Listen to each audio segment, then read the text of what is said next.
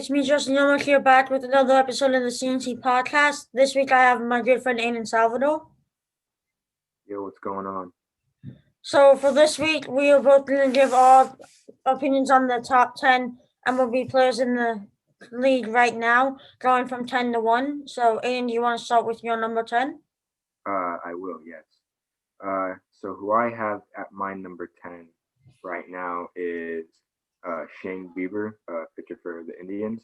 Uh, Phenomenal season this year. I know he had a very, very low ERA and had multiple strikeouts in a lot of games, and he's just somebody that caught my attention right away this year.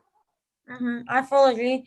My number 10 is actually Trevor Story. I think he's a phenomenal player and is a big part of that Rockies team. Now, the Rockies team isn't great, and I do think that Trevor Story or Nolan Arenado will be moved to another team in a few years, but still a phenomenal player and easily a top three shortstop. Mm-hmm. All right. So who I have at my number 9 is actually is Trevor Story. Like you said, there's not much to disagree about him. He's a phenomenal player, and I think he'll have a very, very bright future ahead of him still. I agree, and what's kind of funny is my number 9 is Shane Bieber. Phenomenal pitcher, easily a top two pitcher in the league. Just phenomenal and pitched amazing all year, and is a phenomenal player. I agree. All right. Who I have at number 8 is this may be a little controversial, but I have Jose Altuve at number 8. Um, he's he's a really, really good player. Probably one of the best little mans I've ever seen play in the game. Uh, Super agile, and yeah, he's a pretty good player. As many people have thought for me, I slander the Astros very much and have shown very much hate toward Altuve, but he is still a very good player. But I have little to no respect for him. My number 8, though, I have Freddie Freeman. Easily the best first baseman in the league, unless you count Cody Bellinger as a first baseman. But he's played more outfield and center field lately, so Freddie Freeman, easily the best first baseman in the league. Phenomenal player. Uh, Played great this year. Hit his two first Grand Slams back to back games this year. Phenomenal player. There's nothing really much to say about that. He's a great player. Yes, he's a very great player. Um, this one also may be a little controversial, but and this is just because I'm a very big fan of him. But at my next spot, I have Blake Snell. I love him as a pitcher so much. I've been watching him for a long, long time, and I mean he had a lot of strikeouts this year, and many people I feel like underestimate him and his true abilities. I mean, as you saw a couple of days ago, World Series Game 2 shutout, he was lights out for the Rays, and yeah, underestimated in my opinion. I love Blake Snell personally. I He's my pick to win the World Series MVP. However, I have him just missed my top 10. I have him at like 13. My number 7 is Nolan Arenado. Easily the best third baseman in the league, in my opinion. Great player. I don't get how him paired with Trevor Story is unable to make the playoffs. I'll be honest. Yeah, they're in a tough division, but those are two great, phenomenal players who can really just they're league winners for you, for a team, and you have both of them. I don't get how the Rockies don't make it. The Rockies, to me, are the most underachieving team in the recent years. But Arenado is a phenomenal player, easily in the top 7. Easily, yeah, yeah. And my number 6 is Nolan Arenado.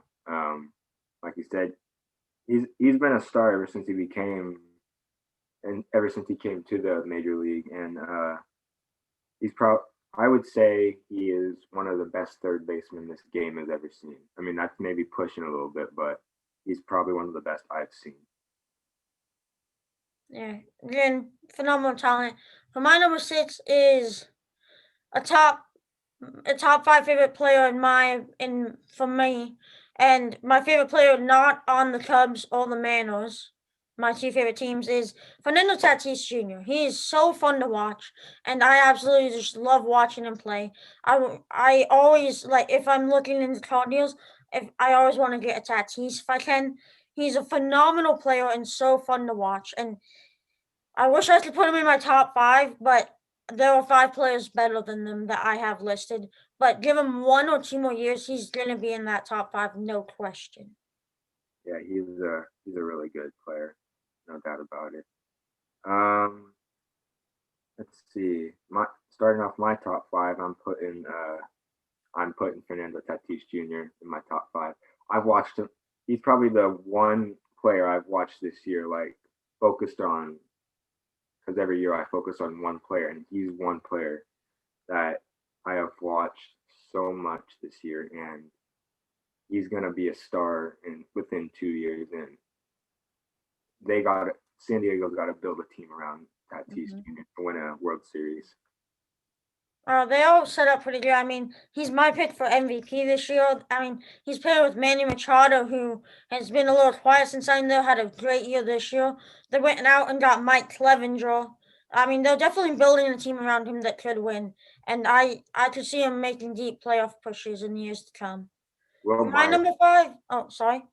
I was gonna say, Will Myers also had a pretty good season this He year. did, yeah. I really like Will Myers. I find him very underrated. My number 5 spot, people might scourge me for having him so low, but Cody Bellinger. He's an all-around talent, but in my opinion, I can name 4 guys who are better than him, and I'd rather build my team around than Cody Bellinger. And so it was a toss-up between him and Tatis. I almost put Tatis ahead of him, but I feel like Bellinger, he just I you can't put Tatis ahead of him yet. I think you definitely can because his production might go down with Mookie Betts coming in. But I think next year Cody and Tatis will switch for me. But as of right now, Cody is definitely the better player. Yeah, I agree. Um, my top four spot. Um, this one was really really tough. Uh, it's it, see, I don't know because they're both phenomenal players, but Cody Bellinger is number four on my list. Like you said, it was I had a toss up between them, both Fernando Tatis and Bellinger, but I mean Bellinger's still destroying in this postseason with us, and he separated his shoulder, and he's still doing hella good. Um, all around amazing player in my opinion. Best, probably one of the best young players in the league right now. He's a phenomenal player. My number 4 spot went to Ronald Acuna Jr. Another not 2 years ago, I would have said he's my favorite player, not on my two favorite teams. Lately, I've not been liking him as much, and I've liked Freddie Freeman a lot more. Now, I really like that Braves team. Like, they're a team like the Mariners who will never make playoffs anytime soon, and or if the Cubs get eliminated early on, the Braves are a team that I go and root for after that. Like the Padres have become this year. Like once my teams are out, they're a team that I like to watch and I like to root for. I thought they were gonna take down the Dodgers when they were up 3-1, but they were not able to. Ronald Acuna, I've liked him a long time. He's a phenomenal player. I didn't watch him a ton this year though, but he's still a phenomenal player and definitely is in the top 4. I agree. I agree. Um, my number three spot. Let me just go for it. Mookie Betts. I mean, there's nothing you can really say. Uh, Phenomenal player in Boston comes over to the Dodgers, which we actually found out about on my first podcast with you, same day. That's the Dodgers. And he's a phenomenal player. If Blake Snell doesn't win MVP or Cody Bellinger, I definitely do see Mookie Betts winning MVP for the World Series. Mm-hmm. I agree. I mean, Mookie's a great player. He's my number 3 as well. He's a phenomenal player, and he. Well, let's not lie. Last year in 2019, he struggled a little bit with the Red Sox. Like he came off of a great 2018 where they won the World Series, and he struggled. And then he was my pick to win NL Comeback Player of the Year, which he should 100% win. He had a phenomenal year this year, and should probably finish second in regular MVP voting behind Tatis. Great player, easily top 3. Easily, yeah, he's a really good player. All right, top 2. Number 2 spot. I mean, there's nothing you can really say. Christian Yelich, a phenomenal player. I mean, if he would have taken, well, not taken more time, but if he wasn't on such a bad Marlins team to begin with, he could easily be in contention for number 1. But just because he was on a terrible Marlins team and still somehow got them almost to the playoffs or even in the playoffs, and then went over to the Brewers and completely destroyed over in Milwaukee. He's easily my top 2 player. Mm-hmm. See, he is a great player. Had a kind of a struggle this year. I know something about your list that I disagree with. You put 2 pitchers above Jacob DeGrom. DeGrom's my number 2. He is phenomenal and easily the best pitcher in baseball. I as much as I like Blake Snell, as much as you like Blake Snell, Snell is not even on the same competition as DeGrom is. He's gonna win another Cy Young this year. He'll win at least another 3 more after this year. He's just an absolute beast. If he left left the Mets and joined a team like the Cubs would instantly become World Series contenders. If he goes to like any team that was in the playoffs, they will become World Series contenders. Like if he went to the White Sox, they become serious contenders. Mm-hmm. He goes to the Marlins, they become somewhat of a contender. Like he could go to any team that is in the hunt for playoffs and make them a serious contender. He is a one of a kind athlete at pitching and will go down as a top 3 pitcher of all time. And I firmly believe that. You firmly agree that he'll go down as a top 3 pitcher of all time. I do. So you're comparing him to the likes of Nolan Ryan, Bob Gibson, all those players. I mean, I think he's going to be better than Bob Gibson. Bob Gibson's not in my top 5 right now, personally. But I 100% think he will make the top 3. At least in starting pitchers. He's a phenomenal player. Easily deserves that number 2 spot. See, I'm mad now because I kind of don't follow the Mets as much because the years I've been watching they absolutely sucked. And I actually forgot about Jacob DeGrom, and he would be in my top 10 if I would have realized that sooner. Yeah. DeGrom, I mean, the Mets have been my dark horse for 3 years now. Only penned out this year. I've had a lot of hype around them for a few years. My hype's dying down for them a lot. But I definitely do see DeGrom as a top 2 player. Yeah. I would put him, yeah. He's definitely in my top 10 for sure now. Okay, number 1 spot. I mean, there's really no doubt. Me and you talked before we started recording. There's only one person who can be Mike Trout. Like you said, generational player, one of a kind athlete. We haven't seen a center fielder like this in a very long time, and he is somebody that will go down as a top 5 MLB player in my opinion.